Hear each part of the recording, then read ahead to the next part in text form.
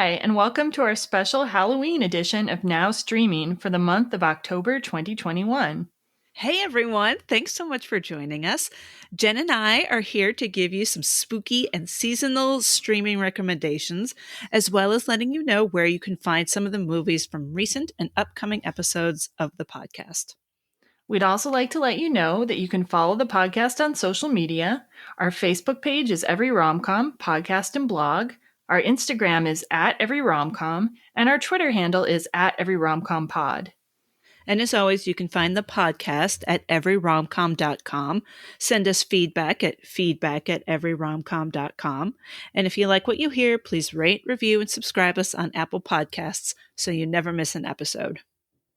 And now for the month of October 2021, we'll let you know what's streaming. First, here's where you can find some of the movies in our horror rom-com series.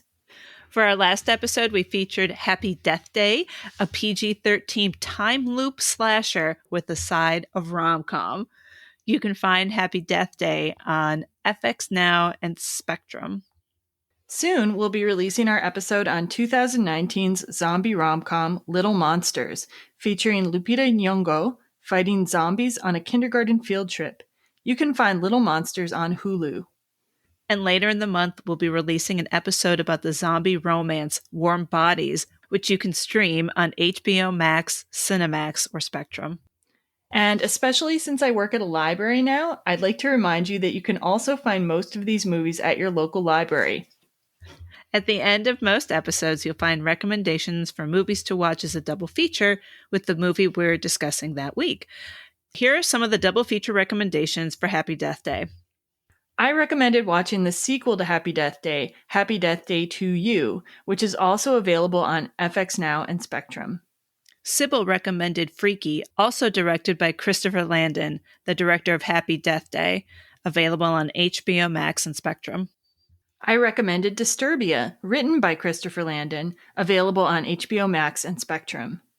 Sybil recommended Triangle, a time loop thriller available on Prime, the Roku channel, Peacock, Tubi, Canopy, IMDb TV, Pluto TV, FilmRise, Vudu, Redbox, Fossum, and Electric Now. That is available, it seems like, everywhere. I didn't even know some of those things existed. Wow. I know. Exactly.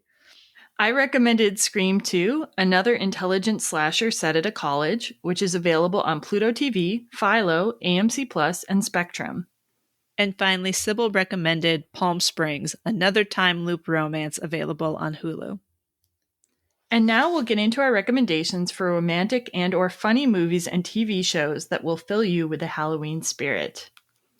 Okay, so my first recommendation, it is one of my favorite movies of all time. It's from 1992, directed by Francis Ford Coppola, Bram Stoker's Dracula. This movie, I think is the ultimate horror romance. It takes the original Dracula story and it just adds this romantic twist to it. So in this version, Mina, who is the main female character in the novel Dracula, is actually the reincarnation of Vlad Dracula's long dead wife. And in lesser hands, this concept could turn cheesy, but in the hands of these creators, this becomes just an amazing story. It really builds on the original Dracula story and gives Dracula kind of a motive for why he's focusing so much on this one, Victorian woman. And another thing about this, even though it adds this twist, it's actually probably the most faithful adaptation of the book Dracula, which I've also read several times, because it leaves in a lot of side characters that most adaptations take out. It has a much bigger role for Lucy, who's actually very important in the book. And so if you're a literary person, this is the version you want to watch too. And then the other thing I love about this movie, everything in it is so lush. So the score is amazing. The costuming by Eiko Ishioka actually won the Oscar that year. And deservedly so. Some of the most amazing gowns I've ever seen and Dracula's costumes too are in this movie. And then the production design is gorgeous. And then another thing that's great about this is that Francis Ford Coppola chose not to use like CGI, but rather to use like practical effects and in-camera effects, and just use tricks that they used in the early days of filmmaking, which coincides with the era he's actually making a movie about. So it's really awesome like types of like filmmaking that you're not going to see that often in a modern film. So just like film nerds should also watch this movie. And then Gary Oldman is just the best Dracula. His performance is great, and he has simultaneously never been more attractive or less attractive, because he goes from there's everything from like this really hot Victorian bohemian guy to being like literally like a pile of rats. So Yeah. one minute you want to sleep with him, the next minute you want to run away from him. So it's great. And then the supporting cast, we've got Winona Ryder, Sadie Frost as Lucy, Richard E. Grant, Tom Waits, Anthony Hopkins, and more. And then Keanu Reeves is also in the film, I should mention, because there's a lot of people who are into Keanu Reeves these days. But like I can't decide if his acting is like just bad or if it's like bad in service of the story, because like usually when you read Dracula you want Mina and Jonathan Harker to be happy together, like for him to rescue her from Dracula.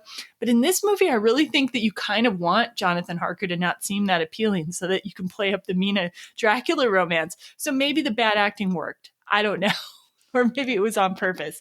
But either way, if you like Keanu Reeves, he is also present. So anyway, I love this movie. Totally check it out. It is currently available on Pluto TV and Philo. Definitely probably also at your library. Well, my vampire pick, also from 1992, is Wow, really? It's also from yeah, 1992? I just noticed that in our notes Okay. here. Yeah. Buffy the Vampire Slayer, the original movie, not the TV series. It's available on Tubi and IMDb TV. And this is where it's all began. I know that there are diehard Buffy and Angel fans, and they know the whole canon and story and whatnot.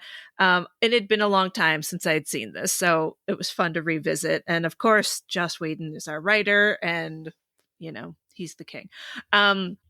So it's starring Christy Swanson, whom I never saw again after this. I don't know that she did a whole lot, and it's kind of sad because I really like her performance as Buffy.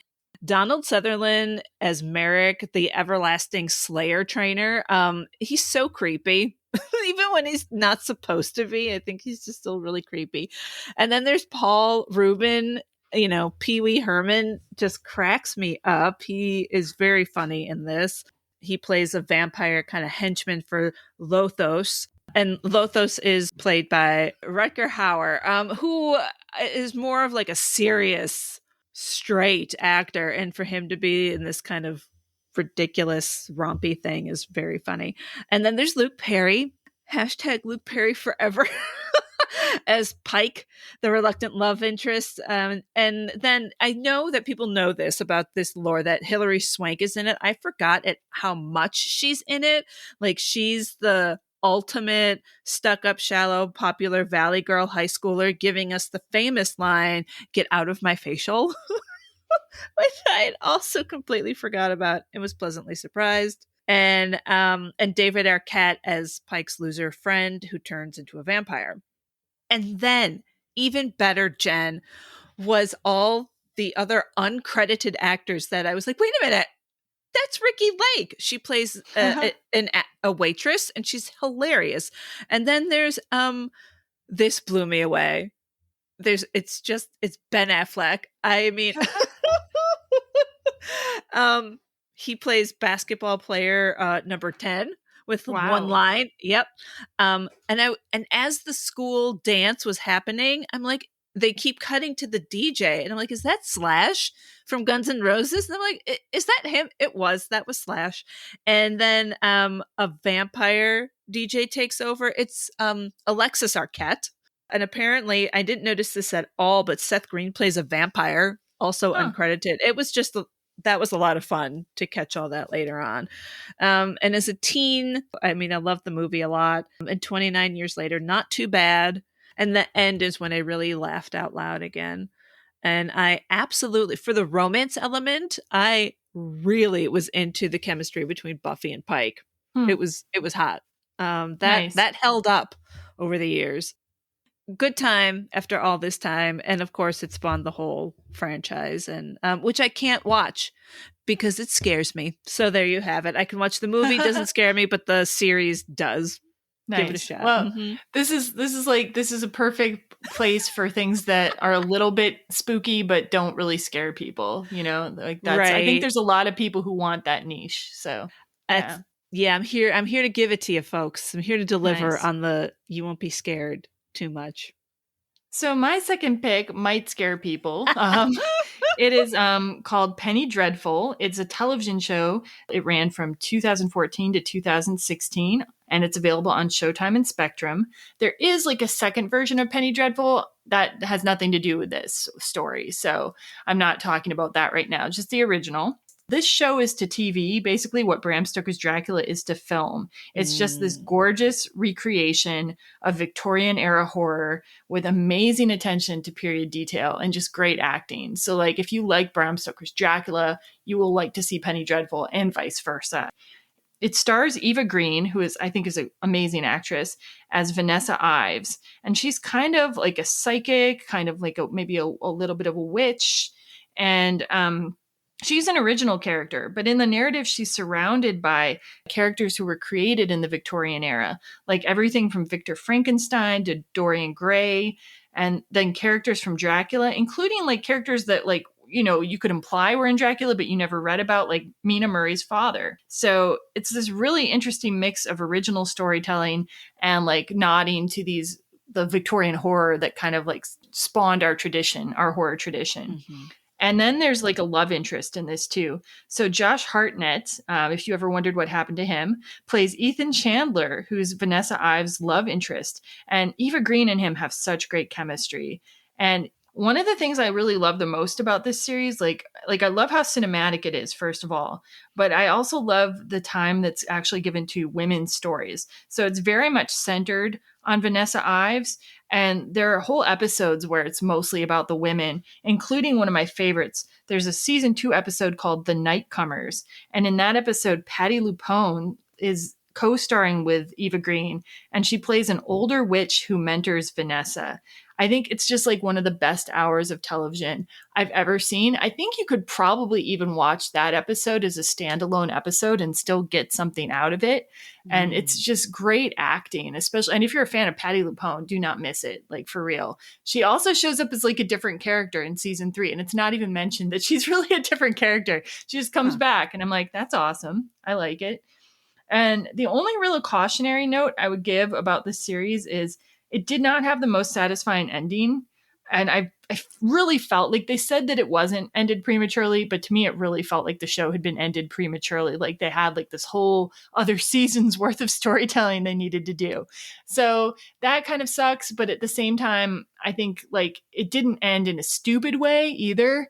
So Mm. it doesn't leave you feeling like terrible about the rest of the show. Just watch it. It's a great, like I kind of wish I Mm. owned it right now. I'd rewatch it right now if I could.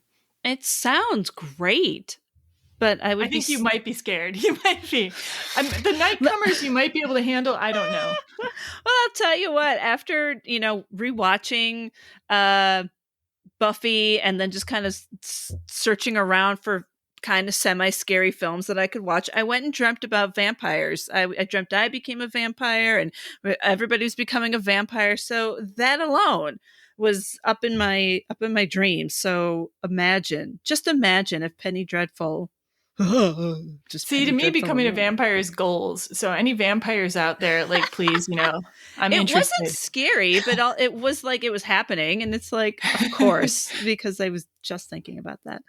Cool. Oh, but for production value and everything that you said, like I love bringing like Dracula and Frankenstein and Dorian Gray into this world. Oh, cool. Very cool. I'm just happy it exists, even if I'll never watch it. So my second pick is the 1974 classic Young Frankenstein. It's available on Amazon Prime.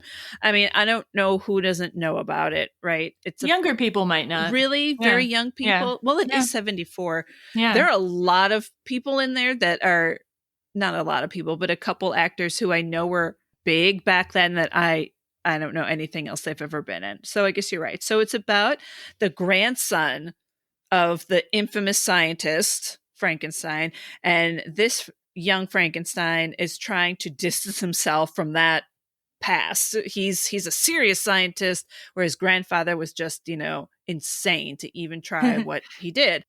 But then he is invited to Transylvania to view his grandfather's will, and it's where he discovers his grandfather's notes and his journals about how to reanimate life, and he's like, it's possible after all. So that's the story, but it's a Mel Brooks film and Gene Wilder film, and hence the whole thing is peeing your pants hilarious. If you go for that kind of they're definitely spoofing horror films, and specifically the Frankenstein films of the 30s and 40s.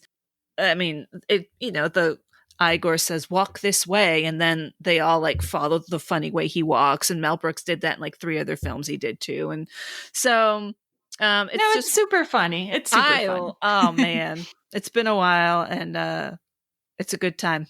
Yeah, I would say that that's a movie that I would watch pretty much every year. In fact, Lee was just mentioning it the other day that we needed to rewatch it. So yeah, that my dad showed it to me every year when I was a kid. And for sure, I think it's a once a year Halloween movie. Yeah. Oh, yay. So my third pick is another Victorian era Gothic romance. So I kind of have a thing for Victorian era Gothic romances, if you can't tell by now. And it is Crimson Peak from 2015, directed by Guillermo del Toro, of course. He's a great director. And if you haven't seen it, this stars Mia Wasikowska and Tom Hiddleston. And it's involving kind of a mysterious Gothic mansion and a romance between Mia Wasikowska and Tom Hiddleston's characters. And it is just the right blend of scary, gorgeous, and romantic for that cool October night when you just want something great to watch. And I think it would be it'd be kind of an odd date movie, but if you're the right kind of person, I think it'd be a good date movie. Have you seen it, just out of curiosity, Sophia? No. Okay, no. You might be able to handle this one. It does have some scares though. Okay. So one of the things I love about this movie too is that it also has a great main female character named Edith, and she's this really independent woman with her own goals, and she's the character that you follow throughout the whole story, and it's her curiosity and bravery that help you to slowly unravel what are the secrets of this house. What does she have to do to survive in this world?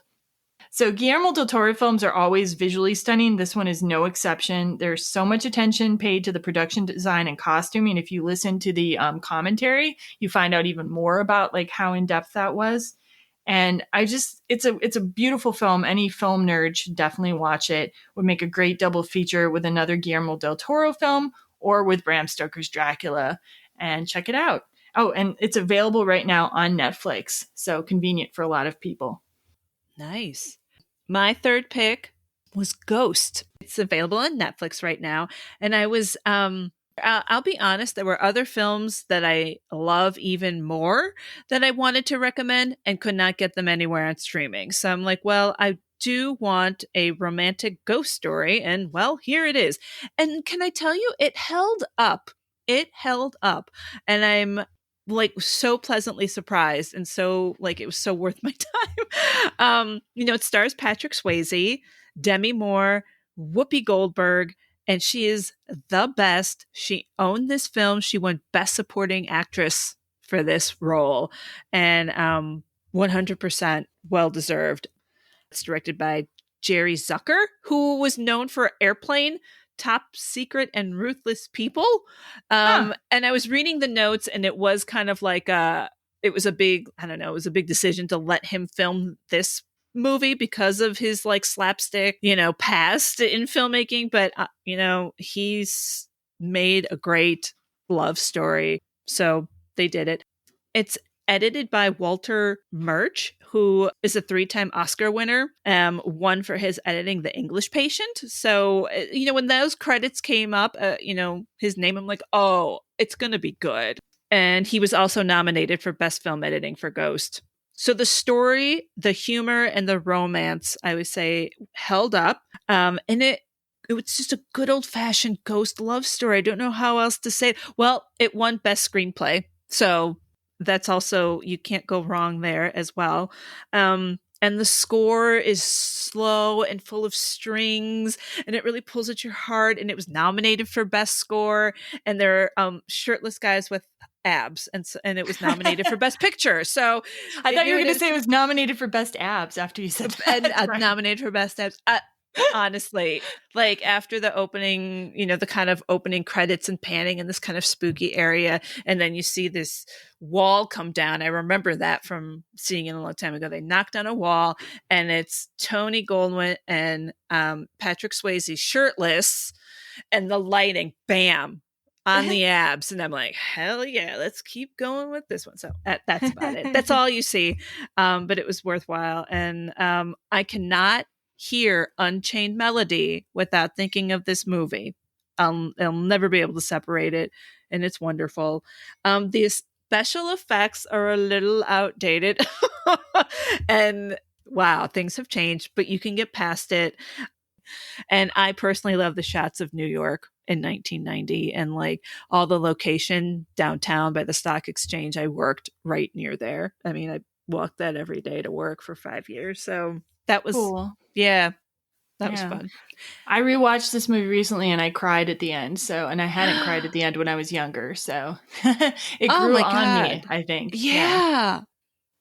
So my fourth and final pick is The Cabin in the Woods from 2012, which is available on Peacock. And I'm sure this is probably well known to a lot of horror fans because it really did something different with the genre, which I'm not going to spoil, but I will say that it's very meta, okay? And it has nothing to do with the Victorian era this time. So this is a movie where the more you know about the horror genre and horror genre tropes, like the funnier this movie will be to you and the more references you will catch. But I really do think that like most people could enjoy this movie. And honestly, I don't think you'd be too scared by it because it's like funny enough. Like it's got enough humor in it. All the actors are really great in it. Especially like somebody named Fran Kranz plays the stoner character. And then you've got Bradley Whitford and Richard Jenkins are playing these kind of men behind the curtain characters. And that's not a spoiler. You see them come up pretty quick in the film. And then there's also a chance to see Chris Hemsworth, also known as Thor, outside of the Marvel Cinematic Universe. Like this is like the same year, I guess this came out. Well, I don't know if it was the same year, but this came out roughly around the same time that the first Thor movie came out. So this was before he kind of like went into the stratosphere. So there's not much romance in this movie, like outside of like this kind of like formulaic variety you can see in like your standard slasher film. But there is so much comedy, and there's not as much like gore or like grotesquerie as like your average horror movie. The tone is kept like pretty humorous. But like I said, horror fans, like the more you know, the funnier this is. So it's actually a really great tribute to the horror genre. It's not like making horror films seem stupid either. It's like kind of celebrating all the different tropes. So I think this is like a must see for any horror fan. And I think it could possibly be like a gateway type movie for people who aren't horror fans to begin with too. So yeah, a lot of things going on. Cabin in the Woods, available on Peacock. Okay, and my fourth pick is Practical Magic, which was filmed in 1998. And it's not streaming anywhere for free. And this is Jen's freebie to me. And we both say go get it at the library, or if you really want to cough up $3.99 or whatever. But I think it's worth it. So worth it that we're recommending it. And it's my favorite witchy story, and love to watch it around this time of year. It's about this family of witches, the Owens women, and they're all under a generational curse. And to quote from the movie, any man who dare loves an Owens woman is bound to end 6 feet under. So anytime these women are in love or trying to find love, the loved one dies. And so it's a terrible curse, but we'll get to that. So it's starring Sandra Bullock as Sally Owens and Nicole Kidman as her sister Jillian, and they live with their aunts Frances, played by Stockard Channing, and Aunt Jet, played by Diane Wiest. Sally wants to be the normal person. She doesn't want to be a witch. She's trying to like separate herself from that. And Jillian is a wild child and eventually leaves town. And she gets into trouble and she calls Sally to bail her out. Then they both get into trouble and wind up haunted by an evil spirit. And I just love this cast. Sandra Bullock and Nicole Kidman are so beautiful and so funny. And the aunts, I mean, Stockard Channing and Diane Weiss, they're just fantastic. They're really, eccentrically dressed in the film, beautiful costumes on them, and they are just wickedly funny and charming. And then Aidan Quinn comes in later in the film as the love interest, and I think he's fantastic. And I'm going to steal a word from Jennifer about the production design. It is lush. The Owens home is so gorgeous. The brick walls in the kitchen and lots of beautiful wood, and the pantry and the attic and the attached greenhouse for the herb garden and the whole coastal town vibe. It's visually beautiful, a beautiful set, a must see. And it's based on the novel Practical Magic by Alice Hoffman. And it's very different from the film, but still good. And I recommend that as well. And there you have it. Cool. There you have it. So, friends, if you've liked what you've heard today, please rate, review, and subscribe to the show on Apple Podcasts, and or drop us a line at feedback@everyromcom.com. We'd love to hear what you're streaming and what you're loving these days. And we'll be releasing our new episode next week on Little Monsters, a great zombie rom-com starring Lupita Nyong'o. So stay tuned for that. Happy Halloween! And happy streaming.